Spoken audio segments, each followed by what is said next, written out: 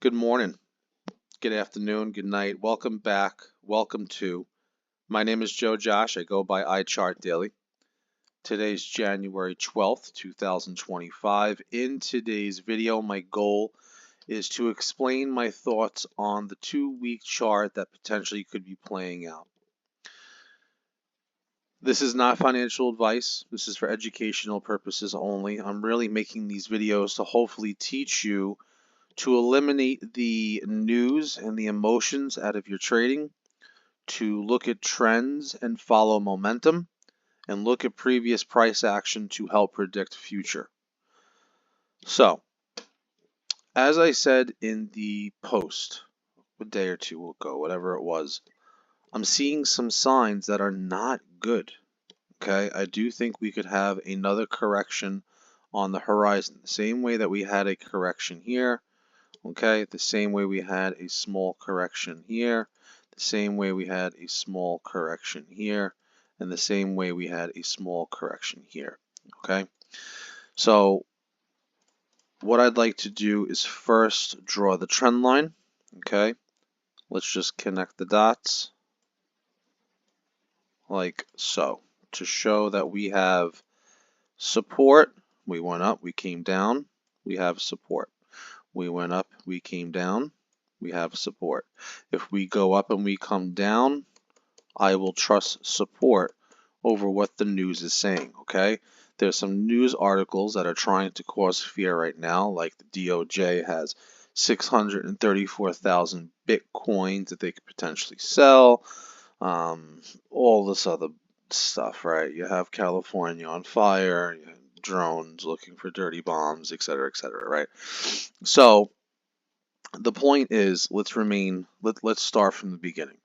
Is the monthly chart still bullish? Is it pointing up? Yes. Is it making higher highs and higher lows each wave? Yes. Is the RSI, come on, Cuzzy, is the RSI at that point in history where it's shown where the market top was once, twice, 3 times? No, we still have room. Okay, so because we still have room and because we're making higher lows and higher highs on the monthly chart, we're looking for the weekly and the 2-week to be pullbacks and consolidations. Consolidations mean higher lows and higher highs and more opportunity for you to accumulate Bitcoin at the swing low, right? At the swing low. There are multiple scenarios. 1, you own Bitcoin and you're up a lot of money. 2, you've been buying Bitcoin here and you're up a decent amount of money. 3, you never bought Bitcoin and you're all in cash. My advice to all 3 people would be totally different, okay? The first thing you need to realize, like I said in the last video, is where your most recent support is going to be. If I understand that support could be anywhere from 25 to 35% down, and I have $1,000, it's simple math after that.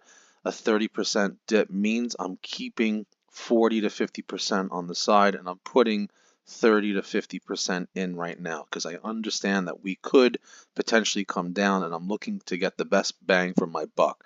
Best bang for my buck right now is going to be the CME gap fill of 83 to potentially 79,000. So what I'm going to do before I go into the technical analysis, this is how you find key levels, okay, of where I want to buy. The monthly only shows you one candle, so it doesn't show you where the 2-3 levels of where liquidity is going to be. You go to a 3-week chart, you can see here a break of the 80,324. You go to the 2-week chart, you say, okay, if we break the support level of the 91,122, your next support level is going to be the 89, and then the other one that I just said. You go to the weekly chart, same thing. If we break that 90,000 and we break this key level of let's just say 90,001, we're going to 80, what was that? The top was 81.7, the low is 80,001. Then I go to a 5-day, okay? Then I look for another key levels again, 80,003. Then I go to a 4-day, I look for more support levels. Then I go to a 3-day, I go for more breaks. I go to a 2-day, and I see where there's major liquidity levels, and you could technically use the VPVR. You could go from your high to your low, and it'll show you where major volume is as well. You can see here 76,000, not much there, 86,000, 89,000, and 92,000. So now that I figured out my levels, right, you could clearly see here, this is your support, okay? What was resistance at 91 something here is turning into support. Let's turn that into green because that's a good thing, okay? You can clearly see this is resistance. That's a bad thing. We'll make that one red. You could see that we are making lower highs, 108, 102, okay? I do expect a dead cat bounce, the same way we had a dead cat bounce here, and the same way we had a dead cat bounce here.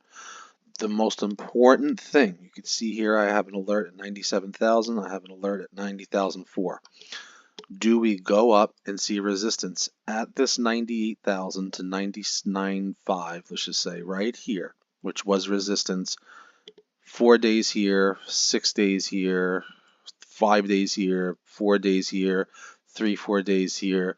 If we go up to the same level that we've touched multiple times and see resistance, that forms a lower high on the macro. That would be 1, 2, 3. Okay, what you do with technical analysis is you figure out every scenario possible, you set alerts, you understand what the confirmation structure is, you wait for that, and then you play either a long to the next resistance level or a break to the downside and a short to the next support level. That's all it is. The best comment was, I forgot who said it, but regardless if we go up or down, we have the opportunity and capability of opening up a long to resistance or a short to support. And the beauty of crypto is you don't even need to own Bitcoin to do it, right? In stocks and options and futures, you need to own 100 shares of the stock to just have one contract. So with that being said, you have about, excuse me, I don't know what's going on. You have about 4.5 to 5.8% to the upside, and unfortunately right here you have about 3 to 4% to the downside. I am not doing nothing until I see a break of the 99.9 and this resistance level here. I'd like to see it do this. If it does break, it's going here first.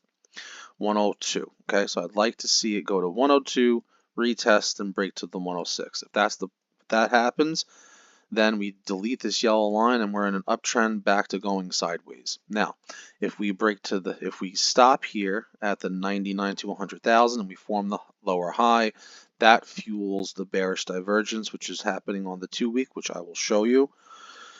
And we do something like this, and then we finally break the 92 to 91,000, and then we head to these levels here, 87,000, 80,000, and potentially 76,000.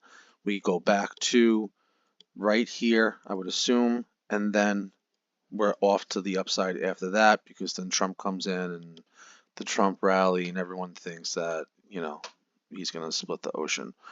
So this would be a descending triangle from this point on, because that's when you started getting the bearish divergence on the weekly and the 2-week. When your long-term trends turned bearish, you go sideways, and then eventually when you start having your death crosses, you start going down. Okay, let me explain. The weekly, the weekly was going up, your trend lines are going up. We started going flat on the volume, we started going flat on the price.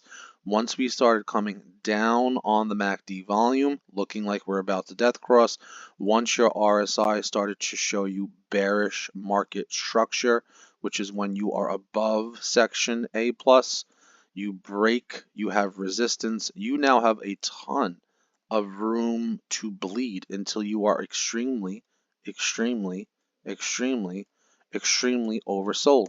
We like to buy and dollar cost average and open longs when it's extremely oversold. The reason why is because you have room to grow. It doesn't matter if you catch Bitcoin at 83 or 79 and it goes back to 100 and you don't catch the top at 100, you sell it at 98, you still made a ton of money with the correct leverage.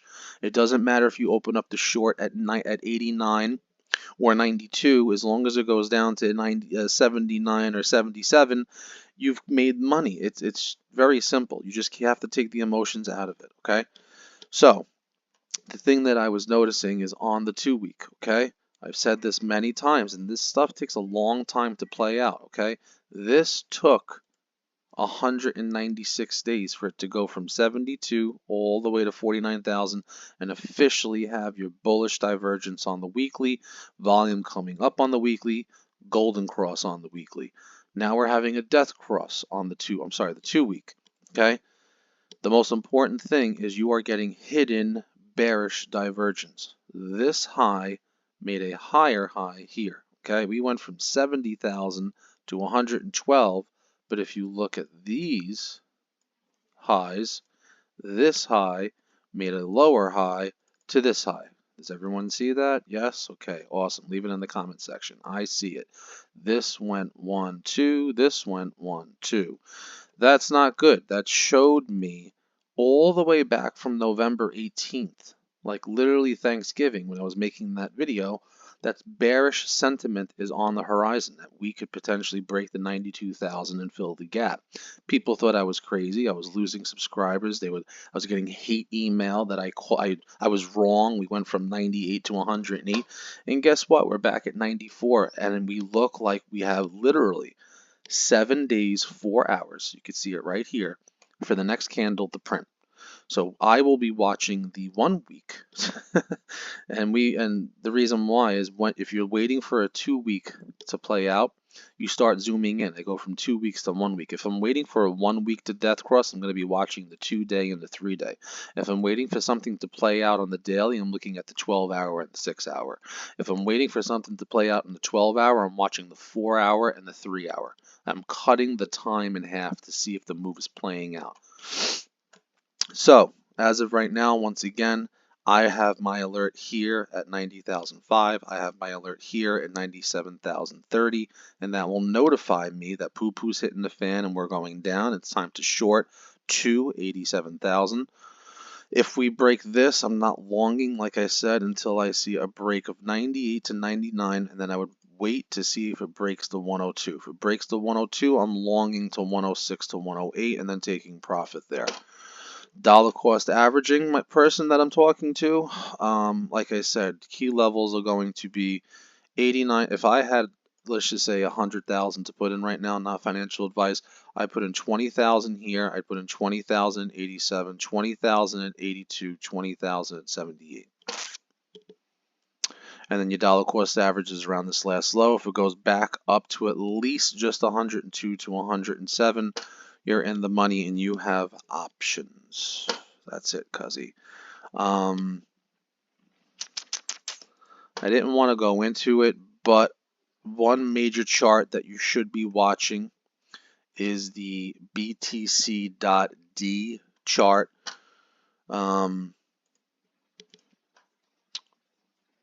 Nope, I'm not going into that yet.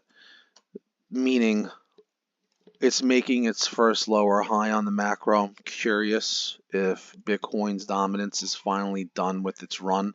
The last time this played out on Bitcoin and Bitcoin's dominance came down after a nice run up from 30 to 38% level.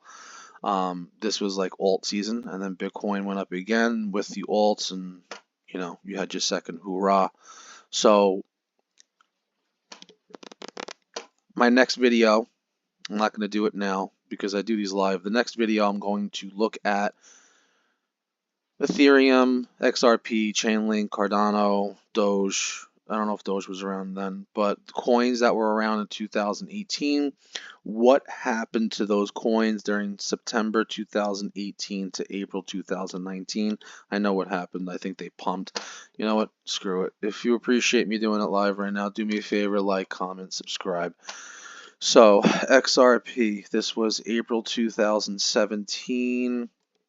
This little symmetrical triangle, bull flag, whatever you want to call it, that had a measured move to the upside that literally broke out. This was May 2017, December 2017, and this was, nope, too far in advance. This was August 18. Curious here. August 18. August 18. No bueno. Started going down. All right. I'm ending the video there. I got to do my research before I start telling everybody what's going on. I love you. I appreciate the support. Once again, set your alerts for Bitcoin.